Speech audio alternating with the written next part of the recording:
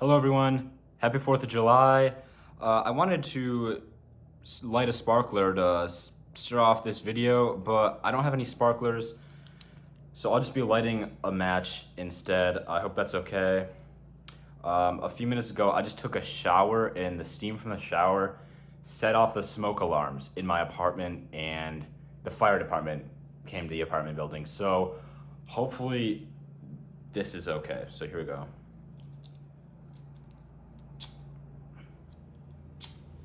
Oh. Happy 4th of July!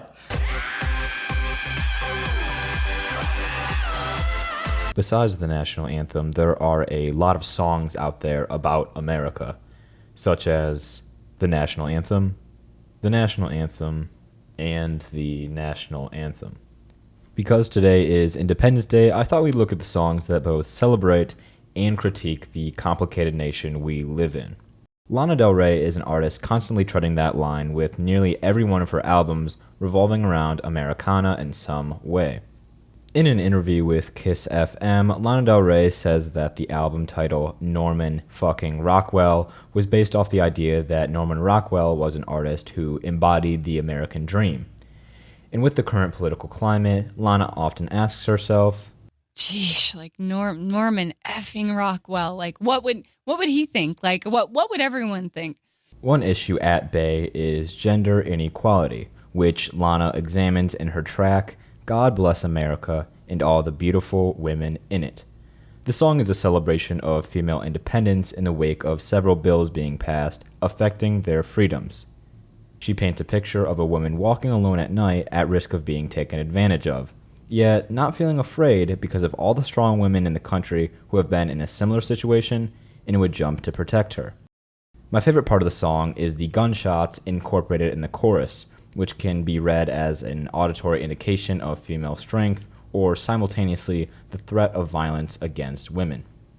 And then there's her classic track, National Anthem, which is a love song where Lana compares a personal romance to the love triangle between JFK, Marilyn Monroe, and Jackie Kennedy.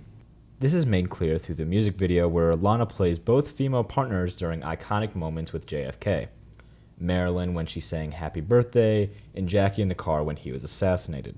What I find to be most interesting is the monologue Lana includes at the end of the music video, which is a letter Jackie wrote about JFK after his death. He was like this hybrid, this mix of a man who couldn't contain himself.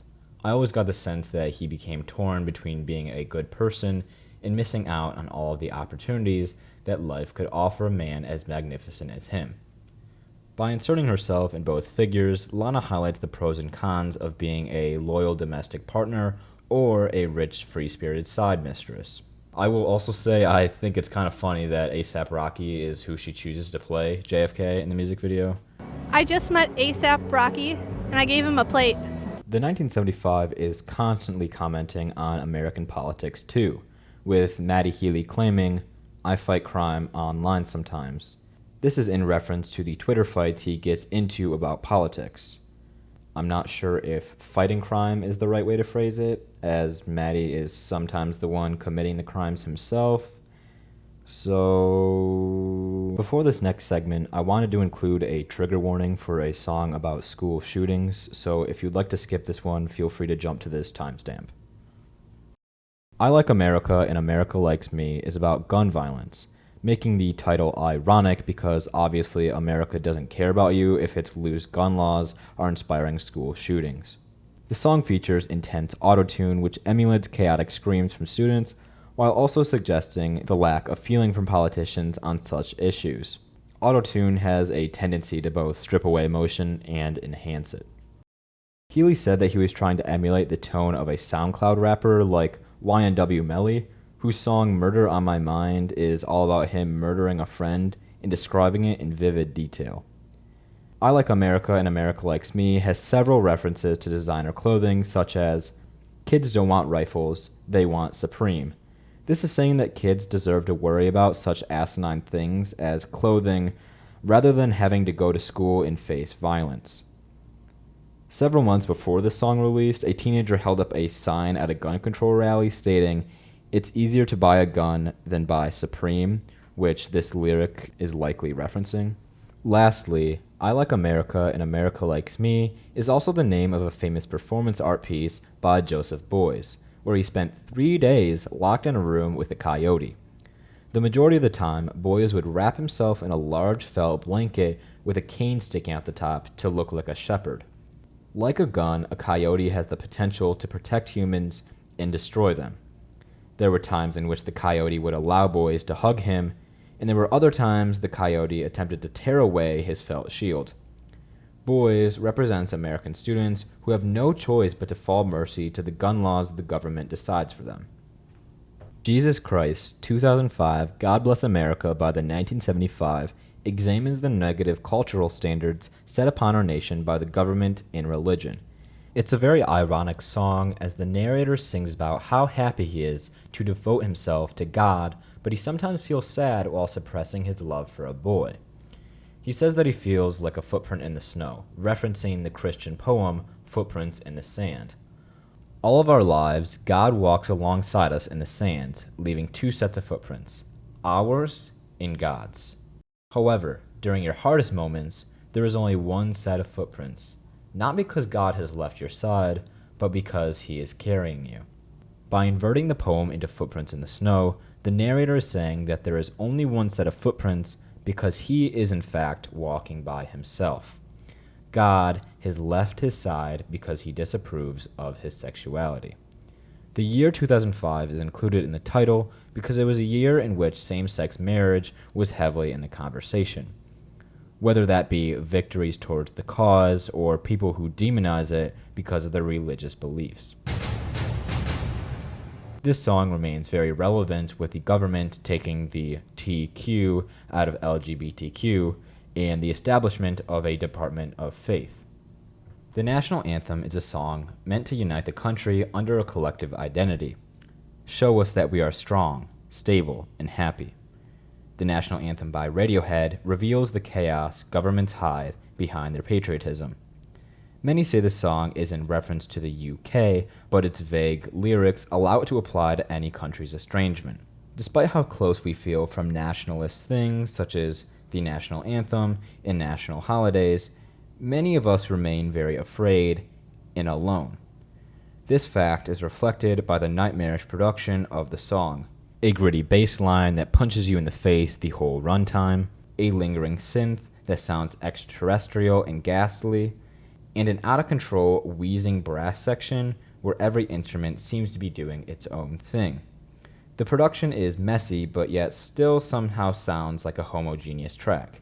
There couldn't be a more perfect representation of America.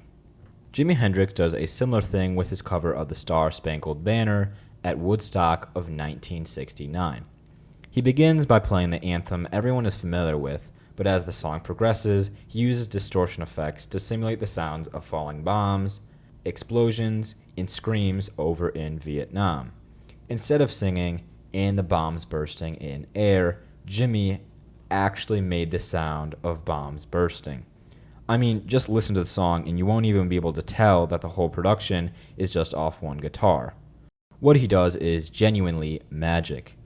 It questions if our national anthem should be a song so synonymous with symbols of war. Jimmy's own experience as a military paratrooper adds to the mythos of the song. He described his time in the Army as hell, nothing but physical training and harassment. The only thing that could soothe him was playing the guitar. And then there's This Is America by Childish Gambino, what I consider to be this generation's Hendrix performance. Creating 2 juxtaposing melodies, Gambino brings attention to the racial violence that hides in America's so-called melting pot of culture. The song opens with Gambino singing in his falsetto about how he wishes to party and make money for America. This criticizes how the black community is treated as a spectacle and is manipulated to ignore the violence being enacted against their own community. After Gambino murders a black man, the tone shifts to a deeper trap beat. Gambino dances in the foreground to entertain the audience while violence is hidden in the background.